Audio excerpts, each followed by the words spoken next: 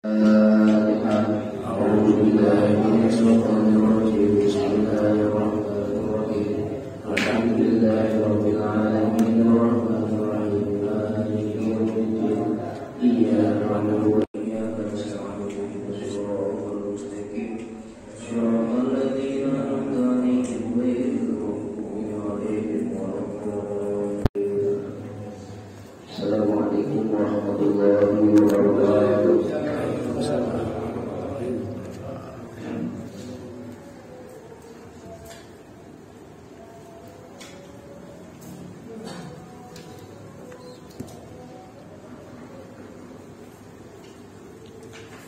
Bismillahirrahmanirrahim. Qala musannif rahimahullah ta'ala bihi wa bihi taraini atin ya rabbal alamin. Hadratal muhtaromin wa zumratal mu'minin rahimahullah wa rahmatan serta ta'aluddin Assalatul huda rahmatillah subhanahu wa ta'ala. Kembali kita mengkaji tentang fikih kita Fathul Qorib, sambungan atau melanjutkan pada pertemuan yang lalu, bahwasanya pada pertemuan yang lalu kita sudah menjelaskan wassalawatul masnunatu khamsun al-aidani wal khusufani wal istisqa'u wasunanut tabi'atu lil faraid sab'ata asyaratan. Bahwasanya sholat-sholat yang disunnahkan itu jumlahnya ada 5. Pada kesempatan yang lalu kita sudah menjelaskan satu sholat 2 hari raya. Kedua sholat khusuf, sholat gerhana, baik gerhana matahari ataupun gerhana rembulan, sunnah makan. Nah, itu baru 2 amalnya. Yang membedakan antara sholat sunnah Id dengan sholat sunnah khusuf itu adalah sholat khusuf, sholat gerhana 2 kali berdiri, 2 kali ruku, 2 kali sujud dalam setiap rakaat. Sedangkan sholat Id seperti pada umumnya biasa sholat sunnah, akan tetapi membedakan rakaat pertama ditambah dengan 7 takbir dan rakaat kedua 5 takbir. Adapun khutbahnya sama seperti sholat Jumat, 2 khutbah. Ingat-ingat ya Pak, khutbah itu 2 kali, cuma 1 kali, 2 kali khutbah. Yang membedakan khutbah Jumat itu duluan baru sholat. Sedangkan sholat Id sholat dulu baru khutbah. Ini menunjukkan bahwasanya sholat Jumat khutbahnya wajib. Sholat Jumat khutbahnya wajib. Sedangkan sholat Id dan sholat 2 gerhana khutbahnya sunnah. Paham ya Pak ya? Pada kesempatan yang lalu itu maksudnya balik lagi ya. Selanjutnya nomor 3, wal istisqa'u, yaitu sholat istisqa. Sholat istisqa ini adalah sholat minta hujan. Sholat minta hujan. Sejarah daripada sholat istisqa ini pernah dikerjakan oleh Rasulullah SAW karena ada permintaan. Jadi sholat istisqa itu dikerjakan karena ada permohonan, ada permintaan. Kalau nggak ada permintaan jangan ada-adain. Ceritanya bagaimana? Ini ada cerita nih panjang sekali, hadis ini dan sahih dalam termuat dalam kitab Sahih Muslim. Satu waktu ada orang menghina Rasulullah SAW sedemikian parah, mencaci maki Rasulullah, parahnya luar biasa. Ini terjadi sholat istisqa. Lalu orang tersebut menghina Rasulullah sampai Rasulullah keluar akhlak basariyahnya, sifat kemanusiaannya. Rasulullah kan manusia juga ya, ya lapar makan, ngantuk tidur, capek istirahat, butuh nikah juga, punya anak juga. Rasulullah itu manusia. Muhammadun basyarun, Nabi Muhammad itu manusia biasa. Laisa al-basar, akan tetapi tidak seperti manusia pada umumnya. Kenapa? Yuha ilayya, karena Nabi Muhammad dikasih wahyu itu beda. Kalau kita kan ada dikasih wahyu, kalau Rasulullah dikasih sehingga tindak perilakunya tidak keluar dari rel ajaran agama Islam. Tindak perilakunya pasti wahyu. Wa ma yantiqu 'anil hawa in huwa illa wahyu yuha. Nabi Muhammad kalau ngomong, kalau berjalan, kalau bergerak, kalau melakukan perbuatan, semuanya wahyu. Karena dibimbing sama Allah. Nah, ada orang menghina Rasulullah bisa-bisa, membuli Rasulullah bisa-bisa. Ternyata Rasulullah sifat kemanusiaannya keluar. Nama dalam kitab tauhid disebutnya a'radul basyariyah, sifat kemanusiaan. Ini manusianya, sifat kemanusiaan Rasulullah keluar. Ketika keluar sifat kemanusiaannya, Rasulullah doain begini, Pak. Hati-hati ya, Pak. Kalau sama orang itu jangan sampai menyakiti hatinya. Takutnya keluar supatan ini. Supatan ini apa ya? Supatan itu, ya supatan gitu. Ngedoain yang jelek. Rasulullah keluar nih omongannya. Ngomongnya begini, Allahumma ja'al sidnihim kasidni Yusuf. Ya Allah, jadikan bangsa Mudor, orang kaum Mudor. Jadi yang menghina itu bukan satu orang, tapi satu desa, satu bangsa, satu suku. Namanya bangsa Mudor, suku Mudor. Allahumma ja'al sidnihim kasidni Yusuf. Jadiin bangsa Mudor itu tahun-tahunnya seperti tahunnya Nabi Yusuf. Bagaimana tahunnya Nabi Yusuf? Gak ada makanan, gak ada air, kering, paceklik. Masya Allah. Akhirnya karena doanya Rasulullah SAW benar-benar kering, benar-benar paceklik.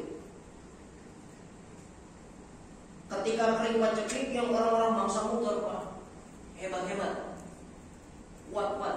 Aku terkenal bangsa Mudor ini yang menyumbang kekuatan militer 70% Saudi Arabia. Sekarang rata-rata Bani Mudor itu adalah orang yang jadi tentara. Apa kalau di Indonesia apa namanya? Di daerah penghasil tentara itu apa namanya? Jadi kalau orang mau jadi tentara itu umumnya dari bangsa Mudor, dari Saudi itu. Berdaya tinggi, kuat, nggak makan, nggak minum, kuat. Jadi kalau perang itu beliau itu banyakkan kuasanya, kuat, banyak nggak makan beberapa hari kuat. Ya tapi jangan lama-lama juga yang mati juga. Ya maksudnya standarnya manusia gitu. Kalau kita 3 hari nggak makan nggak minum masih kuat, bangsa Mudor itu bisa 10 hari. Karena fisiknya hebat, fisiknya kuat. Tapi Rasulullah doain tuh bangsa Mudor itu karena membuli habis-habisan, mencaci maki Rasulullah, menghina habis-habisan. Doanya begitu, Allahumma ja'al sidnihim kasidni Yusuf. Jadiin tahun-tahun orang-orang Mudor itu seperti tahunnya Nabi Yusuf. Kering, gak ada makanan, gak ada minuman, gak ada air. Itu orang bangsa Mudor yang air yang kuat-kuat begitu, lunglai juga, Pak. Lunglai gak? Lemes. Kenapa lemes? Karena gak ada makanan, gak ada minuman, lemes juga. Akhirnya bangsa Mudor ini memerintahkan kepada ketuanya, bukan anak muda, cerdas, pintar, kuat. Namanya Labib bin Rabi'ah. Siapa namanya? Labib bin Rabi'ah. Bapak kalau ngampus ini gak ketemu ini. S1, S3 gak mau ketemu. Karena ini ilmu tingkat tinggi. Adanya di kitab namanya Tarikh Umam wal Muluk 10 jilid. Di rumah saya ada kitabnya. Kalau mau baca silakan. Kalau bisa. Kalau bisa. Karena gak ada harapatnya. Namanya Tarikh Umam wal Muluk. Sejarah, kitab sejarah. Imam Ja'far at-Tabari. Itu Tarikh Umam 10 jilid. Satu waktu dipilih sebagai juru bicara namanya Labib bin Rabi'ah. Lalu Labib bin Rabi'ah itu ngomong sama Rasulullah SAW, ya Rasulullah, atainaka li taliba ar-rahmani. Ya Rasulullah, saya ngadu kepada kamu, saya datang kepada kamu ingin mengadukan nasib bangsa kami, bangsa Mudor. Kata Rasulullah, kenapa Mudor? Yang menghina saya, yang menghabisi saya, yang membuli saya, yang mencaci maki saya. Kenapa bangsa Mudor? Dia semuanya dalam kondisi kelaparan, banyak yang mati. Banyak di antara orang-orang yang kuat, yang begitu luar biasa kuat, lunglai. Masojifatan. Kata saya Labib bin Rabi'ah. Jadi orang yang kuat-kuat lunglai. Bahkan anak-anak kecil tidak ada makanan yang bisa dia makan, siwal handol. Kalau Bapak tahu buah namanya handol itu, buah handol itu adalah buah yang ada di padang pasir, namanya handol. Kalau pohonnya mirip kaktus, pohonnya mirip kaktus, keluar buah. Itu kalau dimakan enak ada, manis juga, bikin getir nyambur di tenggorokan. Namanya handol. Dan itu nanti yang disebut sebagai buah yang ada di dalam nerakanya Allah SWT untuk jadi nama anaknya no. Untuk makanan orang-orang yang berdosa kepada Allah SWT, orang yang masih dalam neraka. Orang-orang cuma makan handol, bahkan anak-anak yang baru menyusui, yang lagi netes sama ibunya nggak keluarin susu, habis semua anak-anak nggak bisa makan, nggak bisa minum. Kalau memang Bani Mukhdar dalam kondisi bersalah dengan Anda ya Rasulullah, kalau memang Bani Mukhdar punya kejelekan kepada Anda ya Rasulullah, tapi jangan hukum kami yang anak-anak kecil kasihan. Kata Rasulullah begitu. Oke? Ada kata oke? Oke. Kalau begitu, ini hari Senin, ceritanya hari Senin, Pak. Labib bin Ubaid itu datang hari Senin, datang lagi nanti hari Selasa. Tapi sebelum masuk hari Rabu, sebelum masuk hari Rabu, maka puasa dulu di hari Selasa. Lalu nanti hari Rabu keluar rumah semuanya, datang ke lapangan, suruh bawa hewan-hewan ternaknya. Semua bawa, yang berternak kambing bawa, yang berternak unta bawa, yang berternak kerbau bawa, yang berternak burung lovebird suruh dibawa. Ini senang. Ini orang istri kok rapi banget. Apa yang kamu dibawa ini tinggal di bawa. Mau soal istri bawa mobil. Salah. Yang dibawa itu makhluk hidup, sunnah. Dibawa makhluk hidup, dikumpulkan di sebelah barat pintu Bilal bin Rabah depan makam Batul di Madinah. Itu ada masjid namanya Masjid Ghamamah. Ingat ya? Nah, Bapak jangan yang sudah kesana itu ingat-ingat tuh. Masjid Ghamamah itu bukan bangunannya, bangunan itu nggak ada itu. Jadi Rasulullah SAW melaksanakan sholat istisqa, kumpulnya itu di lapangan. Lapangannya namanya Ghamamah. Lapangan Ghamamah karena nanti Rasulullah hujan. Ada mendung. Ghamamah itu artinya mendung turun hujan. Lalu sama pemerintah Arab Saudi dibangunkan masjid replika. Nggak asli itu Pak. Jadi zaman itu nggak ada masjidnya, nggak ada bangunannya, cuma lapangan luas. Keluar ada orang yang bawa ayam, bawa kucing, bawa orang dalam sejarah anjing juga yang dibawa, karena anjing itu kan nggak haram dipelihara, boleh dipelihara asal dididik, nggak menggigit orang, nggak menjilat-jilat yang lain, itu boleh. Dan keperluannya bukan jaga rumah anjing itu, keperluannya untuk berburu, boleh. Nanti dalam fikih nanti ada dibawa anjing, dibawa kambing, dibawa unta, semuanya dibawa. Lalu Rasulullah SAW berdoa, Allahumma ghaisan mughisa, ya Allah turunkan hujan yang dimana hujan itu membawa rahmat, bukan membawa rahmat. Terus untuk doanya hujan kelihatannya Pak, sehingga doanya Rasulullah SAW tangannya diangkat ke atas, sampai ke atas tangannya, sampai kelihatan ketiaknya Rasulullah, putih-putih ketiaknya Rasulullah kelihatan. Jadi doa itu harus ada caranya, tata keramanya minta sama Allah itu. Minta itu tata keramanya, cara minta itu. Kalau urusannya remeh-temeh, urusannya enteng, kata Rasulullah SAW, bibutu bi anfusikum hadwa mangkini. Angkat kedua tangan, lalu lempengin pundak. Ya, angkat kedua tangan, lempengin pundak. Lalu ditasbih, aduin. Tuh, ya ini doa yang benar begini Pak. Rasulullah yang ngomong, bibutuni anfusikum hadwa mangkini. Angkat kedua tangan, lempengin pundak, lalu tasbih. Tasbih itu dia apa? Diaduk. Kanan sama kanan, sana kiri diaduk.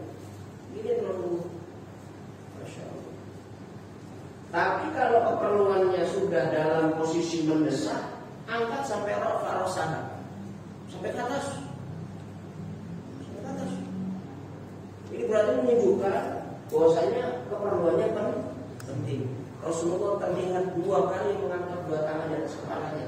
Satu ketika perang Badar, lagi mendoakan Sayyidina Ali. Perang Badar, dia sedang perang Badar. Yang kedua perang Khandaq. Kedua perang Khandaq saat mendoakan Sayyidina Ali. Yang ketiga itu saat istisqa. Jadi ketika perang Khandaq itu Rasulullah kan diserbu sama orang Mekah kan ceritanya. Ada jenderalnya pada saat itu, panglima perangnya pada saat itu namanya Salman Al-Farisi. Ada Salman Al-Farisi, daripada kita mati karena orang Islam belum banyak, dan itu orang-orang Yahudi yang harusnya membantu kita, kita nggak bantu. Saya punya usul apa kata Rasulullah SAW.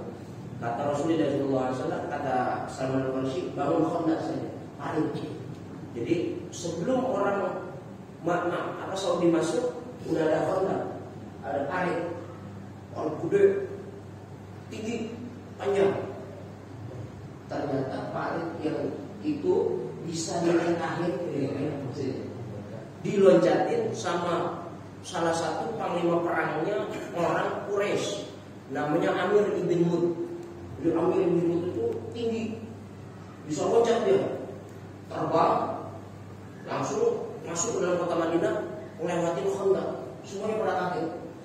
Lalu para sahabat pada datangin Amr bin Mud, kalah semua, bergelimpangan semua. Ali ngomong, ya Rasulullah, izinin saya Rasulullah. Mau ngapain? Saya mau lawan Amr bin Mud. Amr bin Mud itu 2 meter lebih, kata Rasulullah. Itu Ali itu bogel. Mohon maaf ya Pak, Ali itu bogel, pendek. Makanya ada hadis, at-tawil makir illa Abu Bakar. Orang at-tawil ahmaq illa Abu Bakar. Orang yang jangkung blow on. Mohon maaf nih, orang jangkung blow on kecuali Abu Bakar. Rasulullah ngomong. Jadi kalau ada orang jangkung biasanya agak blow on gitu. Benar ya? Tapi Rasulullah ngomong gitu. Jadi orang jangkung blow on kecuali Abu Bakar. Wal qasir makir ila Ali, sedangkan orang pendek, orang bogel, cerdik, tukang ngecekin, tukang ngadain orang, kecuali Ali. Makanya mohon maaf, orang tinggi sekali biasanya bertemannya sama orang pendek. Coba lihat Ateng sama dia kan yang itu siapa? Iskak dong. Yang tinggi, yang pendek tukang ngecek. Masa nggak tahu Pak begitu aja? Itu Amr bin Mud 2 meter lebih tinggi. Lalu Rasulullah SAW angkat tangan. Ya Rob, dulu di perang perang Uhud. Perang Uhud, kau ambil pamanku namanya Hamzah bin Abi Thalib. Izinkan sekarang Ali nemenin saya. Jangan sampai mati. Itu doanya Rasulullah. Ali itu hebat kan. Lalu dipinjam pedang itu Zulfaqar. Ali pakai pedangnya saya. Zulfaqar itu pedangnya 2. Tapi dicabut satu sarung tapi dicabut 2. Zulfaqar ada 2 cabang. Kata Sayyidina Ali, terima kasih dong ya untuk maju.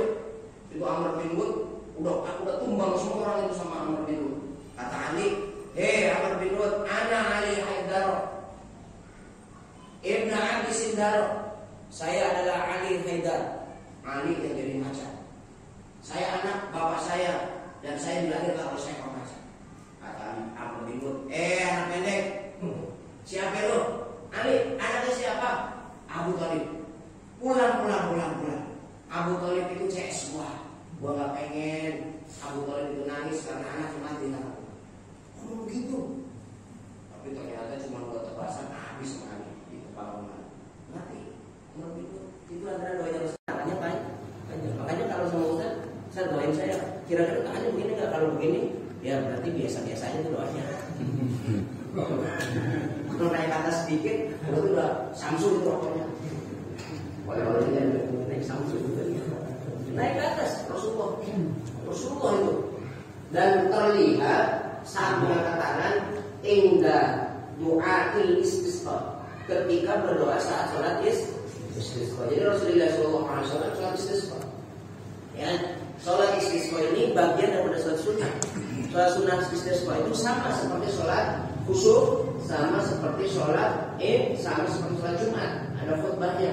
Cuman yang membedakan ini sholat dulu baru khutbah. Sholat dulu. Kalau istisqa sholat dulu baru khutbah. Semua orang suruh puasa dulu. Perintahin puasa dulu 3 hari. Kalau bisa 3 hari, kalau bisa sehari. Jangan langsung. Ayo nanti kita adakan tanggal 17 sholat istisqa karena kemarau. Tapi nggak diperintahkan puasa. Perintahkan puasa dulu di rumah sama imamnya, sama gurunya, sama kiainya. Besok puasa dulu 2 hari. Nanti hari Rabu kita puasa. Nanti Senin puasanya. Dari mulai Senin, Selasa, Rabu buka. Masuk ke dalam lapangan. Dan buat istisqa. Jangan di masjid sholatnya. Ya mohon maaf ya.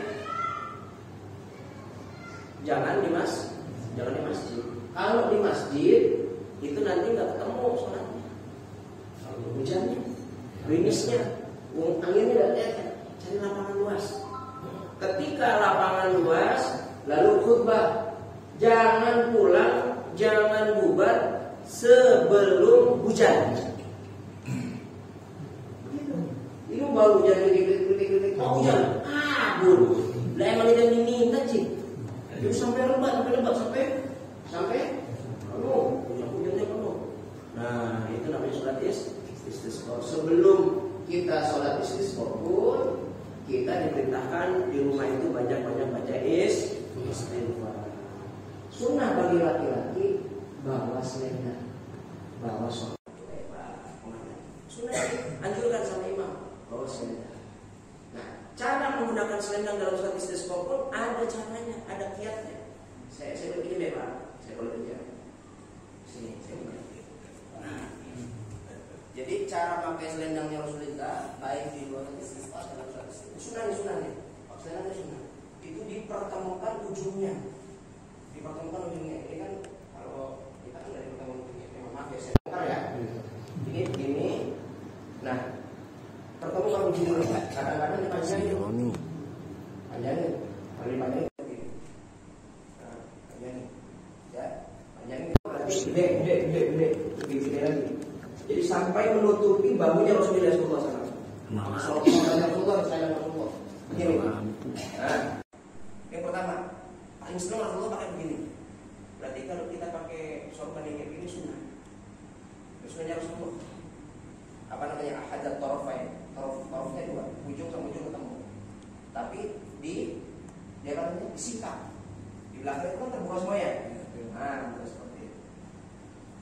Yang kedua dikecilin. Nah, ini yang disunahkan yang di sholat istisqa. Kalau tadi setiap hari Rasulullah pakainya begitu. Ini sholat istisqa begini. Cilin lagi. Nah, udah kecil, ketemukan antara ujung dengan ujung. Nah, ujung dengan ujung ketemu nggak? Nah, ini Rasulullah pakainya begini. Ketika sholat seperti ini, pakainya.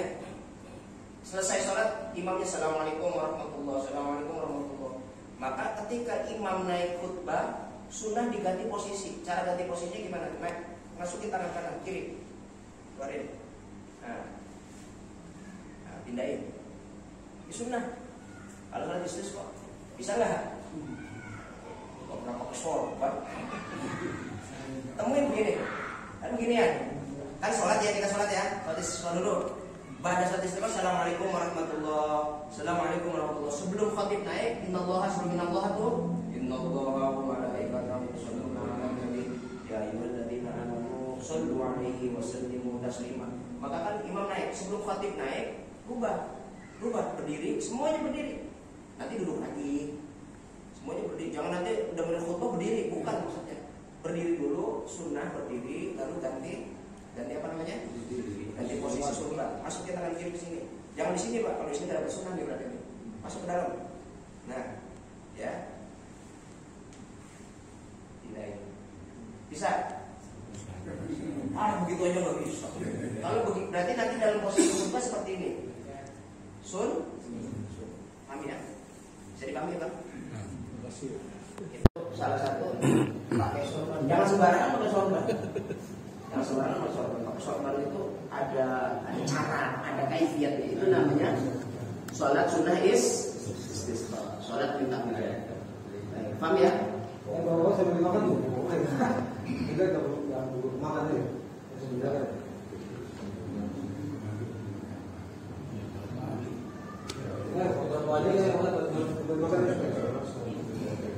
Ya, wal istisqa. Nah, kalau itu bahasanya kalau yang seperti itu kan namanya ar-rida. Rida memakai selendang, memakai sorban. Nah, kalau sorban itu imamah. Imamah itu adanya di kepala. Nah, beda ya. Jadi kalau ini namanya bersorban, kalau di sini namanya imamah. Cara pakai imamahnya Rasulullah SAW itu ada contoh. Mau saya contohin lagi nggak? Sini, Bang Adi, gantian. Jadi saya contohin dulu itu. Ya, nggak apa-apa, ini bagus. Nih, cara pakai imamahnya Rasulullah ada 27 cara. Tapi yang saya punya sangat untuk pakai imamah itu cuma 5 kiai dari 5 syekh. Cuma pakai 5 syekh, belum punya 5. Jadi yang lain belum dapat. Satu, cara pakai Rasulullah nih. Ini seperti ini, keluar ini, pakai ini langsung. Nah, sudah. Kalau orang Arab dijepit, jepit tuh. Ada yang pakai. Ini dipakainya dua. Saya dapat dari Arya. Ini tadi pakai muka ini. Pakai seperti ini. Ya, sudah. Ini pecinya peci. Maksudnya peci bulat. Nah, seperti ini ya. Seperti ini.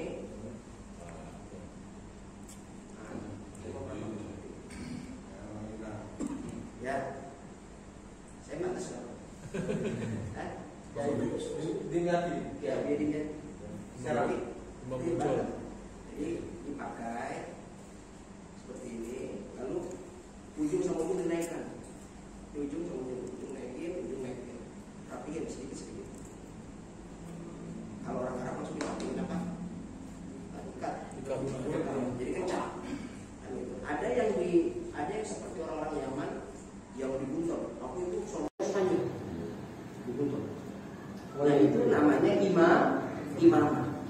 Kalau yang tadi saya sampaikan namanya rida.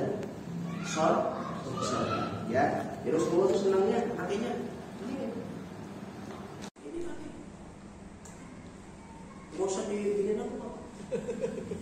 Kemudian agim ini mah. Agim, ya. Kalau ini seperti itu ya. Nanti saya ajarkan pakai rida. Saya juga belum pantas gitu. Ya itu namanya sholat istisqa. Setelah itu hujan turun baru pulang. Hujan turun baru pulang. Jangan sebelum bangun itu udah pulang jangan. Udah hujan baru pulang. Kenapa? Kok hujan? Karena ketika hujan itu yang kita minta sholat itu. Masa baru ketika pulang? Ini sunahnya lagi tadi kan bawa binatang ya Pak ya. Kenapa bawa binatang? Gak bawa yang lain-lain. Ini Pak. Jadi Allah Subhanahu wa Ta'ala itu tidak akan mengazab seseorang kalau ada makhluk yang tidak berdosa. Allah tidak akan memberikan azab, tidak akan memberikan bencana kalau di tengah-tengah satu makhluk yang tidak punya dosa. Itu orang kita diazab sama Allah, pastinya azab harus dikasih. Dikasih bala sama Allah gak turun hujan sekian tahun. Lalu salah satu doanya ada tuh terekam. Doanya Rasulullah, saya nggak apa-apa ya Allah, doanya Rasulullah. Ya Rob, salah satunya, ya Rob, boleh Anda menyiksa saya. Ya Rob, boleh Anda memberikan saya musibah. Ya Rob, boleh Anda memberikan saya bencana bala. Tapi lihat, ada makhlukmu yang paling tidak berdosa, tapi dia juga pernah imbas atas dosa saya. Ada kucing, ada onta, ada sapi, semuanya. Mereka tuh nggak punya dosa. Karena dosa saya, mereka nggak punya air, nggak dapat air, nggak dapat makan. Padahal memang kita, tapi jual nama orang. Itu seperti itu. Maka Allah SWT turun. Kalau doanya makbul masih turun. Kalau doanya benar masih turun. cerita beneran Pak Didi. Saya diundang khutbah sholat istisqa imam dan khatib di lapangan Kaprina. Lapangan Kaprina Jatuh. bukan. Kalau Lapangan Kaprina itu lapangan tembak. Lapangan tembak itu lapangan tembak itu lapangan tembak kali sekian gimana? Nah, bukan tahu dina. Itu adalah lapangan itu masih apa sih? Satu khutbah ya sama imam istisqa itu orang mau ujian siap. Dalam hati saya udah kata-kata buat doanya bicara. Ya Rasulullah Pak, Rasulullah yang kalau minta doa langsung jadi. Sholat, khutbah selesai, nggak turun hujannya. Besok diundang lagi beberapa kali. Nggak masalah itu punya hitung-hitungan astrologi. Kenapa beliau meminta kepada Allah Subhanahu Wa Taala di hari tertentu di waktu tertentu? Karena beliau tahu kapan turun hujan itu tak. Jadi kalau ilmu astronomi itu orang itu bisa tahu kapan waktunya musim hujan, kapan waktunya musim panas, kapan waktunya ganti hari, kapan ganti tahun, bahkan di kalender 100 tahun depan udah ketahuan. Itu ilmu falak itu namanya hebatnya, ilmu hisab. Pokoknya orang Muhammadiyah selalu mendahului kita karena mereka pakai ilmu yang pasti gitu. Dan itu benar itu, benar juga nggak bohong, nggak salah. Jadi nggak salah gitu lah, ikutin juga boleh. Nah Rasulullah juga ngerti, oh ini waktunya hujan, maka dia waktu itu sholat. Karena udah ada hitungannya. Jadi kalau ada orang kiai yang fanatik diminta sholat istisqa, ayo kiai jadi, ayo kita sholat istisqa, nggak usah lah. Udah punya hitungan, nggak mungkin turun hujan bulan ini. Ada hitungannya Pak. Kalau saya kan nekat. Orang udah tahu hitungannya. Lalu nomor 4 itu sunnah yang mengikuti sholat wajib. Atau lebih dikenal dengan sholat sunnah rawatib. Sholat sunnah yang mengelilingi sholat wajib. Namanya tabi'at lil fardh. Jadi ada sholat wajib, maka sebelum sholat dan sesudah sholat itu ada sholat sunnah. Namanya tabi'at lil fardh. Kalau di kita kan disebutnya sholat sunnah rawatib. Rawatib itu ada ma'adal fardhi selain sholat fardu, wa mataliha lil fardh. Dan dia mengelilingi sholat fardu. Nah, sholat rawatib itu jumlahnya 17 rakaat. Ingat Pak? 17 rakaat. Hitung ya. Rakaatul fajri yang pertama 2 rakaat sebelum subuh atau lebih dikenal qobliyah subuh. Kalau qobliyah itu sebelum. Kalau ba'diyah sudah. Ya. Yang kedua 2 rakaat hitung jangan sampai salah. Wa arba'un qabla dhuhri dan 4 rakaat sebelum sholat zuhur. Nanti kan Bapak berapa rakaat? Betul. 4. 2. Ngaku. 4 apa 2? 2. Padahal yang mu'akkad itu 4 rakaat. Jadi qobliyah zuhur itu 4 rakaat. Caranya kalau mau 4 rakaat langsung, maka di rakaat kedua jangan pakai tahiyatul awal, langsung naik berdiri, nggak pakai tahiyatul awal. Kenapa nggak boleh pakai tahiyat awal? Karena takut menyamai seperti sholat wajib. Betul. Makanya ketika 4 rakaat, maka yang rakaat kedua nggak usah pakai tahiyat, langsung aja berdiri. Di 4 rakaat langsung. Jadi itu beda ya. Jadi membedakan antara sunnah dengan wajib. Yang kedua boleh 2 rakaat. 2 rakaat salam, naik lagi 2 rakaat salam. Jumlahnya 4 rakaat. Maka kalau nih Pak, kalau Bapak makainya 4 rakaat pakai 2, maka dapat pahalanya double. Pertama, Bapak dapat sholat sunnah qobliyah zuhur ghairu mu'akkad. 2 rakaat ghairu mu'akkad. Artinya ghairu mu'akkad itu apa? Sholat sunnah di luar sholat wajib yang dikerjakan oleh Rasulullah SAW, tapi jarang-jarang. Jarang. Tapi niat lagi. Ya niat. Enggak, itu kan berapa? Isinya 2 kali. Iya. Iya. Dua, gitu ya. Ditambah lagi 2 rakaat, maka yang ghairu muakkad jadi muakkad karena ditambah jadi 2, tambah jadi 4. Ditambah 2 ditambah 2 jadi 4. Maka yang 2 salam 2 rakaat salam lalu balik lagi 2 rakaat salam itu lebih baik. Ghairu muakkad dapat, muakkadnya juga apa kan ya? Tapi nggak boleh. Kalau gitu 2 rakaat dulu salam, habis 2 rakaat 4 rakaat. Nggak kebanyakan, makul. Makanya harus sesuai track gitu ngajinya, harus sesuai track. Jangan mentang-mentang 2 rakaat dikerjakan 2 rakaat, muakkadnya dikerjakan 4 rakaat jadi 6, salah itu. Jadi 2 salam, naik lagi 2 salam. Berarti yang 2 pertama ghairu maka ditambah 2 jadinya 4, jadinya berarti dapat 2 pahala. Pilih yang mana Pak? Dua-duanya. Coba sekali-kali dikerjakan yang 2 besoknya 4 gitu. Tapi perlu. Kamu masuk sholat satu lagi tadi gimana? Karena ada sholat kita masuk masjid, sholat sunnah masjid ya. 2 rakaat sholat sunnah fajar, 4 rakaat sebelum zuhur. Berarti 6. Nah, wa raka'atani ba'dahu, sedangkan 2 rakaat setelahnya. Setelah zuhur itu bukan 4 rakaat, 2 rakaat. Itu muakkad. 2 rakaat muakkad. Ada yang 4 rakaat ghairu muakkad. Makanya 2 salam, setelah itu naik lagi 2 lagi boleh. Tapi jangan sampai 4 rakaat langsung baru makan. Gitu ya. Di 2 rakaat itu setelah 2 rakaat setelah sholat zuhur 2 rakaat itu sunnah doa. Ya. Paham nih? Udah berapa tuh? 8. Wa arba'un qabla al-'ashri, dan 4 rakaat sebelum sholat asar. 4 rakaat sebelum sholat asar. Kita berapa? 2. Ghairu. Berarti kalau 2 rakaat ghairu muakkad. Jadi pernah dikerjakan Rasulullah, tapi Rasulullah jarang. Mengerjakannya jarang 2 rakaat itu. Makanya 2 rakaat salam tambahin 2 lagi jadi 4. Syukur-syukur bisa 4 rakaat langsung. Kalau sholat di bawah malam itu 4 rakaat langsung boleh. Kalau Imam Syafi'i di malam itu nggak boleh 4 rakaat langsung harus 2.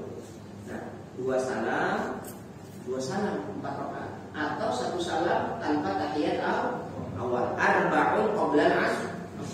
Asar itu 4 rakaat. Badiannya nggak ada. Asar itu tidak ada sholat ya haram. Sholat di antara waktu asar sampai maghrib. Dan sholat di situ. Atau juga subuh. Subuh itu ba'da fajar, habis sholat subuh nggak ada sholat. Nggak ada ba'da subuh itu nggak ada. Yang ada itu bangsanya bersiangan. 2 rakaat. Jadi subuh itu nggak ada. Tapi pernah ada satu waktu ini cerita. Qobliyah tadi saya lupa. Qobliyah subuh. Sahabat Rasulullah SAW habis sholat subuh dia sholat 2 rakaat. Pada sholat subuh ini bareng sama Rasulullah. Digini Rasulullah berarti dari sahabat itu banyak yang berdekat. Sholat apa ini anak? Padahal Rasulullah tidak mengajarkan itu sholat. Lalu akan Rasulullah tanya, sahabat, itu sholat apa? Ba'diyah subuh itu nggak ada. Dia ngomong begini, saya tadi belum sempat sholat sunnah fajar. Saya kodohin ya Rasulullah. Saya nggak pengen kehilangan pahala. Rakaat al-fajr khairum minad dunya wa ma fiha. 2 rakaat sholat sunnah fajar lebih baik daripada dunia seisi. Nggak pengen saya. Makanya ketika saya belum habis sholat saya kerjakan. Rasulullah diam. Berarti diamnya Rasulullah itu nggak marah. Diamnya Rasulullah itu tidak memerintahkan. Tapi kalau ada kondisi seperti itu karena terlambat, kerjaan nggak apa-apa. Qobliyahnya, tapi bukan asar loh. Qobliyah asar 4 rakaat kita belum ngerjain. Habis sholat asar kita ngerjain. Wah ini kacau. Nggak ada dalil kan? Nggak itu. Nggak ada tuntunan. Kalau subuh ada. Kalau subuh, tapi jangan dimain-main. Tapi niatnya qobliyah juga.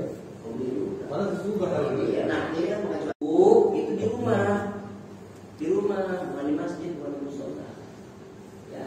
Tapi bagi yang dekat dengan masjid, kayak Pak Edi, Anda masih dekat ya, dekat rumahnya. Sholat 2 rakaat, wah habis azan nih, 2 rakaat. Sholat itu di rumah. Lalu setelah sholat baru keluar. Sunnah. Gitu ya. Kalau Pak Haji Didi kayaknya nggak sempat tuh. Nggak kubar, maka sholat sunnahnya di sini nggak apa-apa. Apalagi alam wa alam lam tusibul alam. Siapa baca alam nasro dan juga alam taro maka tidak kena alam yang ketiga.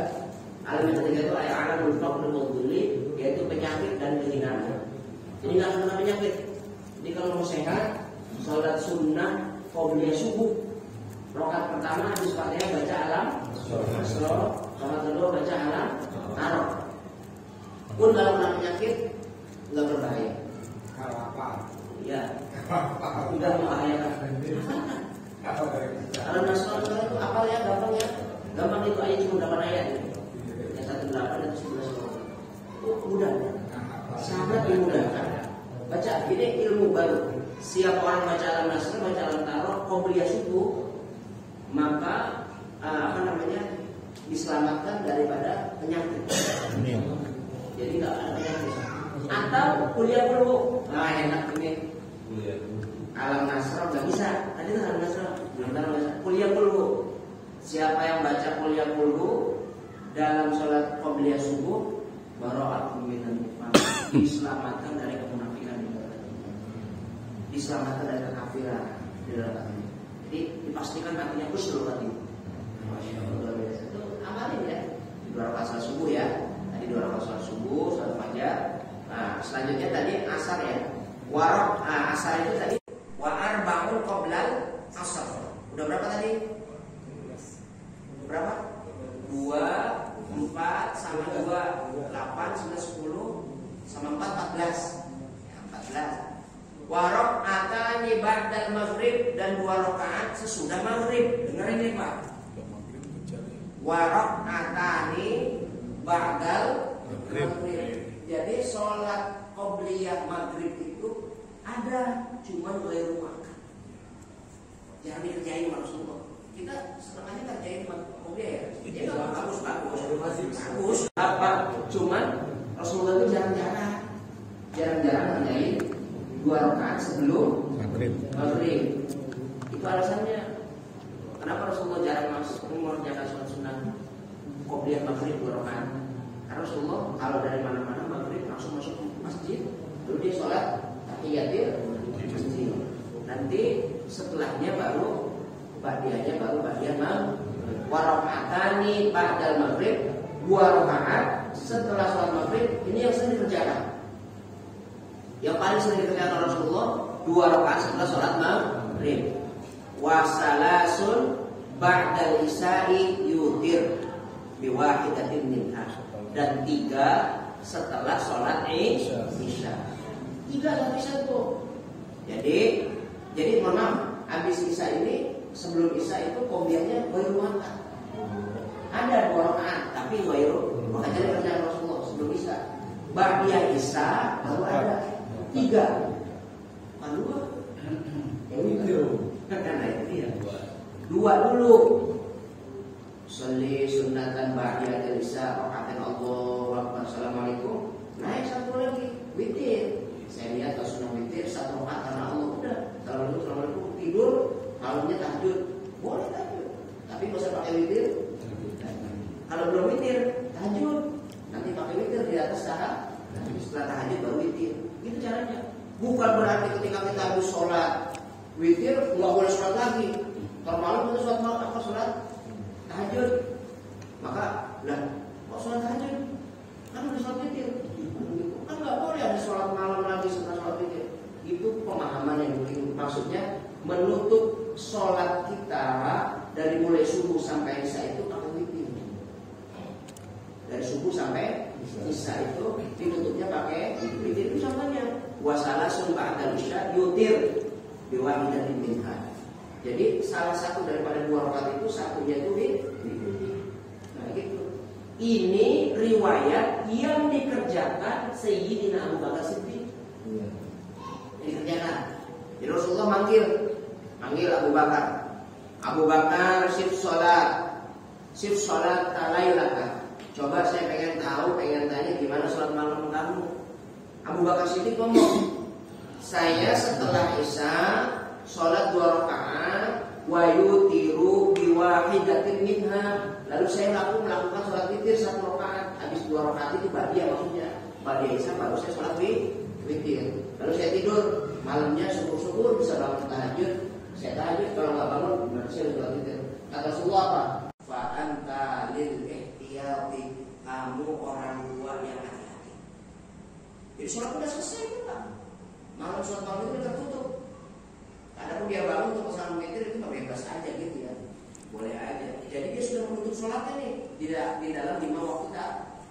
Maka Rasulullah fa anta lil ihtiyati, kamu orang yang sangat sangat hati. Orang tua udah sepuh kan, orang tua kan waspada gitu ya. Ada barang bangun sudah. Kalau kita begitu. Nah, berikutnya itu adalah dipanggil Sayyidina Umar, sif sholat al-lail. Gimana kalau sholat malam kamu ya Sayyidina Umar? Lalu Umar ngomong begini, ba'da sholat isya, lalu saya sholat 2 rakaat. Badiah tentu. Sholat 2 rakaat badiah. Habis itu fanama alaih, lalu saya tidur. Habis 2 rakaat badiah dia tidur. Setelah tidur, nanti malam saya bangun. Bangunnya saya melaksanakan sholat malam, lalu saya tutup dengan sholat witir.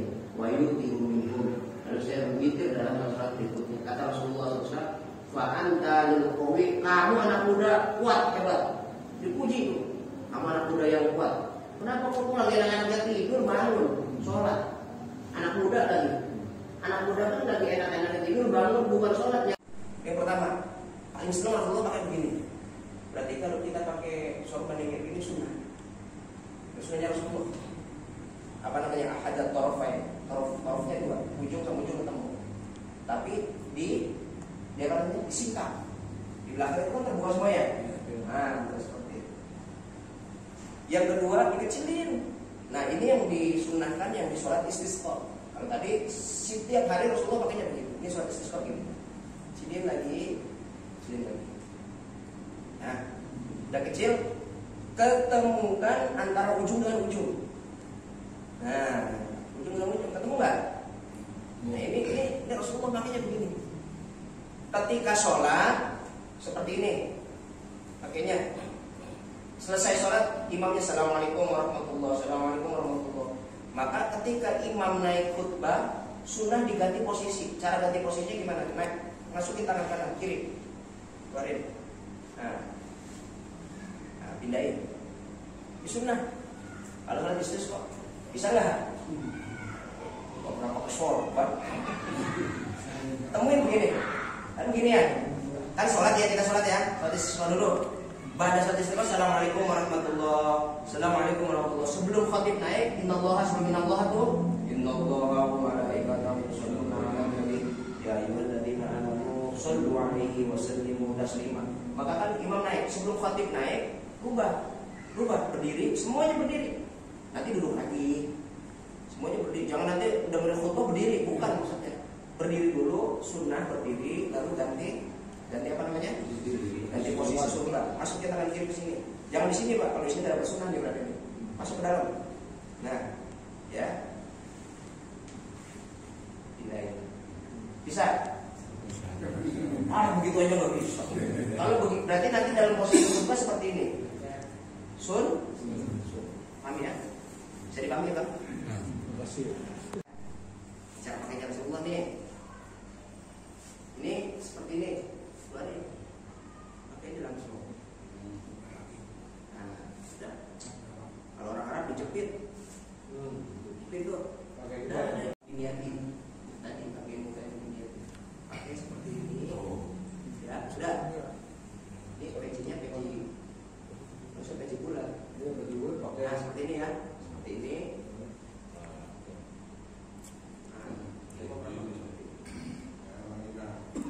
Ya. Saya batas kalau. Diniati. Ya, dia diniati. Secara jadi dipakai seperti ini, lalu ujung sama ujung dinaikkan. Ujung sama ujung naikin, rapihin sedikit. Kalau orang Arab langsung dipakai apa? Ikat. Jadi kencang. Ada yang seperti orang-orang Yaman yang dibuntel. Aku itu nggak usah diginiin apa? Diginiin apa?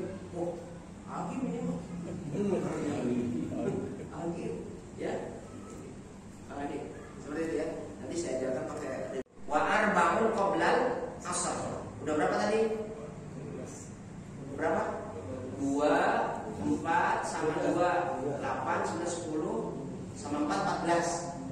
14. Warok atani ba'dal maghrib, dan 2 rakaat sesudah maghrib. Dengar ini Pak. Warok atani ba'dal maghrib. Jadi sholat qobliyah maghrib itu ada, cuman ghairu makan. Jangan dikerjain Rasulullah. Kita setengahnya kerjain qobliyah ya. Jadi nggak bagus.